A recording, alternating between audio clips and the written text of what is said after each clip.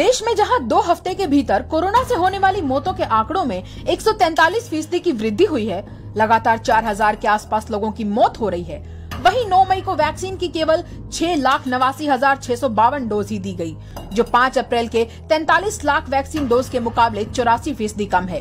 टीकाकरण का ग्राफ लगातार गिरता जा रहा है। अगर इसी रफ्तार से टीकाकरण होता रहा तो देश की 75% आबादी का टीकाकरण 2024 के मध्य तक ही संभव हो पाएगा। सरकारी आंकड़ों के अनुसार 18 मई तक कुल 18 करोड़ 57 लाख भारतीयों को वैक्सीन की डोज दी गई थी। अब तक सिर्फ 64 लाख 18 से लेकर 44 आयु वर्ग के लोगों को ही वैक्सीन की डोज लगाई गई है। आखिर मोदी सरकार ऐसा क्यों कर रही है? यह लोगों की समझ से परे है।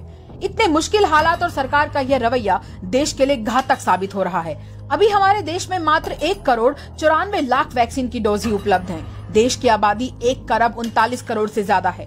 अमेरिका सहित ज्यादातर देश अपने नागरिकों का पूर्ण टीकाकरण व्यापक स्तर पर कर चुके हैं, लेकिन भारत में अब तक 3% से कम लोगों का ही पूर्ण टीकाकरण हुआ है। ऐसे में सवाल उठता है कि नागरिकों के हितों को ताक पर रखकर 6 करोड़ से ज्यादा टीके का निर्यात क्यों किया गया? इस साल के बजट में सरकार ने घोषणा की थी कि 35,000 करोड़ रुपए टीकाकरण के लिए खर्च किए जाएंगे, लेकिन अब टीकाकरण का बोझ राज्यों पर डाला जा रहा है। ऐसा क्यों? कोरोना से बढ़ती मौत के आंकड़ों के बीच टीकाकरण की घटती संख्या मोदी सरकार की असली मंशा को प्रदर्शित करती है। सरकार एक तरफ कह रही है कि टीकाकरण को तेज किया जाए, दूसरी तरफ राज्यों के पास टीकों का अभाव है। बड़ी तादाद में लोग टीकाकरण केंद्र से वापस लौट रहे हैं। ऐसे में टीके के अभाव में टीकाकरण कैसे संभव होगा?